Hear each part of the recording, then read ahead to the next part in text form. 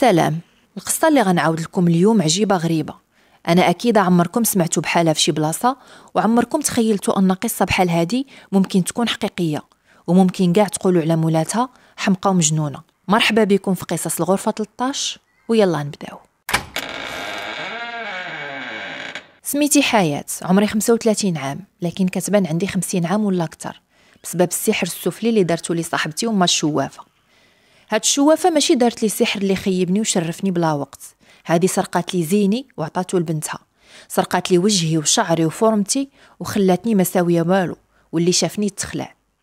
قصتي بدات فاش كانت عندي 17 عام، وخا كنت باقيه صغيره كنت عاطيه للعين الزين والطول والفصاله، واللي كيشوفني كيبقى حل فمو فيا.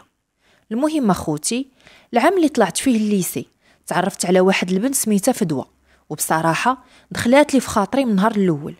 واخا كانت مختلفه عليا بزاف في الشكل والطبيعه، كانت حشوميه بزاف وهضرتها على قدها، وكانت ضعيفه ولونها مخطوف بحال الا فيها شي مرض مزمن، وشعرها خفيف وديما جامعاه بواحد لاستيك. وهذا الشيء خلاها تكون عزيزه عليا اكثر.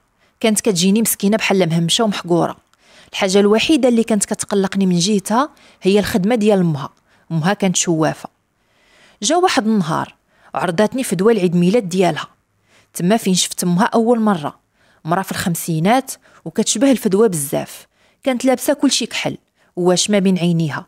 ما نكذبش عليكم، خاطري هرب منها وخا رحبت بيا ودارت معايا الصواب. واللي زاد خلعني كتر هو ما هبطتش عينيها من عليا، فين ما نعلي عيني نلقاها كتشوف فيا. المهم جا وقت الكاطو ديال عيد الميلاد، طفات فدوى الشمع وبدات ماماها كتقطع ودير في الطباصل، دارت الطرف ديال الحلوه في الطبسيل ومداتولي. فاش مديت يدي ناخذ الطبسيل شافت لي في يدي وتبدل لونها وبقات تشوف في يدي وتشوف بنتها، وهي تقول تبارك الله وصل على النبي. فدوى، ما قلتي ليش يا بنتي بلا صاحبتك زهريه؟ الزهريات مزهارات ومرزاقات. شافت فيا وتبسمات لي واحد التبسيمه في شكل، انا حسيت بشي حاجه ما هياش ودغيا نط مشيت بحالي. من بعد داك عيد الميلاد فدوى ولات كتقرب مني اكثر من قبل. انا ما ديت ما جبت، قلت عادي حيت مسكينه ما عندهاش صحابات من غيري، واخا شي مرات كانت كدير شي تصرفات في شكل. بحال واحد النهار مشينا للحمام انا وياها، شويه نط نعمر الماء، وفاش رجعت شفتها حيدات الشعر من المشطه ديالي وخباتو في الكيس ديالها. فاش سولتها قالت لي حقا راني استعملت المشطه ديالك وحيدت منها الشعر ديالي، حيت شعري كنجمعو وندفنو، ما عزيزش عليا يتلح في القوادس. صافي ما حكرتش على ديك القضيه وكملنا الحمام عادي ومشينا بحالنا. مرة أخرى في عيد الميلاد ديالي جابت لي كادو غالي بزاف، الصراحة فوق الإمكانيات ديال وحدة باقية تلميذة. جابت لي مراية كبيرة مخدومة كلها بالنحاس من الجناب ومنقوشة باليد، وداك النقش مصايب كله بالحروف وغير الحروف ديال سميتي. الصراحة حماقيت على ديك المراية، بالخصوص فاش قالت لي باللي المراية تصايبت على ودي. حيدت مرايتي القديمة وحطيت هاد المراية في بلاصتها.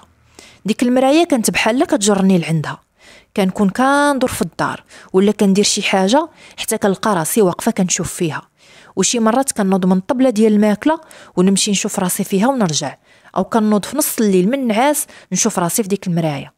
من بعد وليت كنتعرى كلي ونبقى نشوف راسي فيها، وليت كنسها قدامها بزاف، وفاش كنتوقد ما كنعرف راسي لا امتى وقفت قدامها ولا علاش.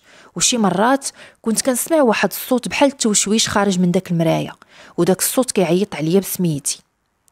ما بقيتش نقدر نعس بالليل، كنبات ساهيه وكنتقلب في الفراش، وكنت ديما كنحس بشي حاجه زايده معايا في البيت، وإلا قلبت وجهي جهه الحيط كنحس بشي حد كيتنفس مورا ظهري. وفي واحد النهار كنت راجعه انا وفدوى من الليسي، قالت لي ماما دايره واحد الليله واعره غادي تعجبك.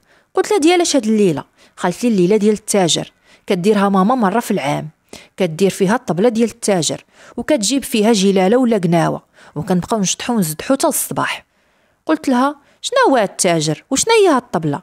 قالت لي التاجر هو جن كيخدم مع ماما، وكل عام كدير له هاد الليله باش يبقى خدام معاها، كدير له طبله كبيره عامره بجميع الانواع ديال الماكله، كاع داكشي اللي يخطر على بالك. الناس اللي حاضرين كياكلوا شويه شويه من الحاجه، وداكشي الاخر كيتجمع وكيديوه يرميوه في واحد البلاصه خاليه قبل الصلاه ديال الفجر. وكل ما التزمت ماما بهذا الشيء كل ما عاونها في خدمتها. فاش وصل النهار المعلوم قلت لماما بلا غنمشي نحفظ مع صاحبتي ونقدر نتعطل شويه بالليل. قالت لي ماشي مشكل، غير فاش تسالي صوني البابا كيجي يديك. صافي مشيت دقيت في الباب، حلات لي فدوه. كيف ما دخلت بداو الناس اللي في الدار كاملين كيعشقوا ويزغرتوا بحال لا داخله شي عروسه. تعجبت وفي نفس الوقت قلبي بغى يسكت بالخلعه. الدار كان فيها شي عيالات في السن ديال بديعه الشوافه، وواحد الرجال كيضربوا بحال الموسيقى ديال القناوه، وانا وفدوه. صافي الشراجم كانوا مسدودين والدار غارقه في البخور. فاش دخلت وجلست في الصاله جات عندي بديعه، قالت لي نوضي اجي تبدلي حوايجك. قلت لها علاش نبدل؟ قالت لي حشومه، كلشي لابس البلدي وانتي بالسروال والتريكو. اجي معايا غنعطيك واحد مولاي القفطان غادي يجيك فن. مشيت معاها للبيت، لبساتني قفطان خضر بلا حزام، فوق راسي شال في نفس اللون. فاش رجعت للصاله لقيت فدوه لبسات بحال لباسي. شويه رجعت بديعه وجابت معاها زلافه ديال الحنه، مدات فدوه يديها وبدات بديعه كتحني لها. واحد الحنه ما عندها حتى منظر، غير كتجلط لها يديها وصافي. وفاش سالات قالت لي مدي يديك. قلت لها لا غير بلاش، وهي تخنزر فيا.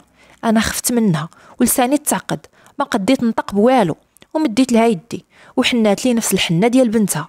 شويه بداو يعشقوا، وهادوك الرجال بداو يضربوا ويغنيو شي غنى بشي شكل، وناضوا دوك العيالات كيجذبوا ويتحيروا بشعورهم، وناضت فدوه حتى هي معاهم. انا بقيت مجمده في بلاصتي بحال اللي تشللت، ما قديت ندير والو. بغيت نوض نمشي بحالي وما قديتش. تما جات بديعه ونوضاتني نتحير مع دوك العيالات، وما عرفتش كيفاش حتى طلقت شعري وبديت نجدب معاهم. من بعد بدات بديعه كتزغرت، كلشي جلست وبقيت كنجدب غير بوحدي. انا من الداخل ديالي كنت مخلوعه وباغيه نمشي بحالي، لكن في نفس الوقت ما قداش، وكندير داكشي اللي كتقول لي بديعه. فاش عييت من جديب طحت في الصالون، تما دوك الرجال حبسوا من الغنى، ودخلت بديعه جراج ديك حل هي وحده من دوك العيالات اللي كانوا تما. ناض واحد من الرجال مدات له بديعه جنويه وذبح داك الجدي تما فوق الزربيه. فاش ساح الدم ديال جدي رجعوا دوك الرجال يضربوا ويغنيو، والعيالات بداو يعشقوا ويزغرتوا. انا يلاه كنشوف داك المنظر، لقيت بديعه غطسات صبعها في داك الدم ودارت لي به نقطه بين حجباني. صافي هذيك هي اخر حاجه عقلت عليها قبل ما نغيب. فاش فقت كانت تقريبا شي 11 ديال الليل. شفت مع جنابي ما لقيت لا رجال لا عيالات، كاين غير الشوافه بديعه وبنتها فدوه، والسكات ما كاين لا شطيح لا رديح. الصالون مجموع والزربيه ديال الصالون ما كايناش، ولقيت راسي لابسه السروال والتريكو. باش جيت شفت في يدي لقيت ما عندي لا حنه لا والو. تما بديت نغوت ونبكي ونقول له ما شنو درتوا لي، فين هما الناس اللي كانوا هنا، شرحوا لي شنو هاد الشيء اللي وقع لي. تما جاوباتني فدوه ما وقع والو، كنا جالسين كندويو عادي حتى داك النعاس صافي وخليناك ناعسه. وهي تنطق امها قالت لي باينه بنيتي عليك العيا، وقيلا ما كتنعسيش مزيان في الليل، غير عيطي لبابا كيجي يديك تمشي ترتاحي. بقيت نغوت ونبكي ونقول لهم لا ما يمكنش، درتوا لي شي حاجه. وهي تنطق صاحبتي الدريوشه اللي كنت حاسبها بحال اختي وقالت لي ياك ما باغا تهمينا بشي حاجه ما درناهاش، ولا تسطيتي وغتبداي تخرفي علينا. قلنا لك كنتي جالسه وداك النعاس، ودابا نوضي سيري بحالك، وحتى هاد الصحبه بناقص منها. دخلوا هي وامها للبيت وخلاوني جالسه بوحدي في الصالون. عيطت لبابا باش يجي من مورايا، الطريق كلها وانا ساكته وساهيه. فاش وصلت للدار دخلت نيشان للبيت وسديت عليا وتلاحيت فوق الفراش بحوايجي. شويه لقيت راسي واقفه في الظلام قبلت المرايه، وكنسمع واحد الصوت في قلب راسي كيقول لي حياه خرجي، حياه خرجي. في الصباح فقت لقيت لحمي كله زرق بحال شي حد كان كيقرصني، ولوني مخطوف وما كندوي ما كنتكلم. كنكون جالسه حتى كتجيني واحد الحاله، كنولي بحال كنحلم وعيني محلولين. كنشوف راسي في المقبره بالليل وشي عيالات كوحل بلا حوايج كيدفنوني وانا حيه. شي مرات كنشوف يد كحله كتخرج من المرايه وكتبدا تصلخ لي الجلده ديال وجهي. المهم وليت بحال شي مسطيه، وواخا هكاك ما قديت نعاود والو الوالديه. لكن هما حسوا بلا وقع لي شي حاجه ماشي طبيعيه، ومشاو جابوا لي واحد الراقي. كيما دخلوا ديك السيد عندي البيت بديت نغوت ونتف شعري ونقمش في وجهي، رديتو كله دمايات. تما شدوني صحه وبدا السيد كيقرا عليا. غيبت وبديت ندوي بالصوت ديال الراجل، وديك الصوت قال لهم بلا دار ليا سحر التشويه، وبلا هو اللي موكل بداك السحر، وإلا خرج مني اللي دار السحر غادي يحرقه، وحتى إلا خرج غادي يجي واحد اخر في بلاصتو. صافي ديك الراقي عطاني شي اوراد كنقراهم كل نهار، وواحد الماء مقري عليه القران كنشرب منه ودهن منه الحمي، لكن ما قدرش يدير اكثر من هكا. تحسنت واحد شويه وبديت كنمشي نقرا في المدرسه مره وكنت كنشوف فدوى غير من البعيد. وتخيلوا معايا كان كيوقع لها العكس ديال داكشي اللي كيوقع لي. انا كنضعف وهي كتغلاض، انا كنزراق وهي كتبياض، شعري كيطيح وديالها كيطوال ويقوى. داز الوقت وليت بحال شي هيكل عظمي لا زين لا صحه، وبنت الشوافه ولات وحده اخرى الزين والفصاله.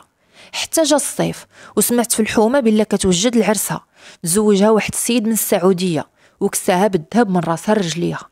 تما شداتني الحاله وبديت نغوت ونضرب في راسي، وبديت نقول لماما سرقوا لي زيني يا ماما، الشوافه وبنتها سرقوا لي زيني وصحتي. عاودت كاع داكشي اللي وقع لماما. ماما بالفقصه دات معاها خالتي وجارتها ومشاو لدار الشوافه باش يفهموا منها شنو دارت لي. بعدي عقلت لهم بلا ما دارت لي والو، وإلا عندهم شي دليل على شي حاجه يمشيو يدعيوها. مشى بابا لواحد المدينه في الجنوب وجاب معاه واحد السيد معروف تما كيداوي بحال هاد الحالات. كيما دخل لبيتي مشى نيشان المرايه وحيدها من الحيط، جاب مسمار حطو وسط المرايه وضرب عليه بالمطرقه حتى تشقفات. فاش هز دوك الشقوفه لقاهم كاملين مكتوبين من اللور، والكادر ديال المرايه عامر بالشعر من الداخل، وحتى ديك النقش اللي فيها بالحروف كله سحر كما قالنا ديك السيد. وقالنا باللي الشوافه دارت لي واحد السحر السفلي كياخدوا فيه شي حاجه من عند شي واحد ويعطيوها لواحد اخر، وفي حالتي خدات زيني وصحتي وعطاتهم لبنتها. وبلا الطقوس ديال السحر بدات من المرايه وكملت بالليله اللي لبسوني فيها الخضر وطلاوني بالدم باش يلبسني داك الجن. وبلا السحر اللي دار لي تدفن فروضه، وباش يتفك خاص بعدا نلقاو فين مدفون، والا واخا يخرج مني داك الجن اللي لابسني غادي يعاود واحد اخر يلبسني. ومن داك الوقت بقيت من طبيب لطبيب ومن راقي لراقي، وعمرني بريت وحالتي غير ما كتزيد تكفس. وانتوما كيف جاتكم القصه ديال هاد السيده؟ الا عجبتكم هاد القصه بارطاجيوها مع صحابكم، وما تنساوش تشجعوني بلايك ولا كومونتير وتابوناو في القناه.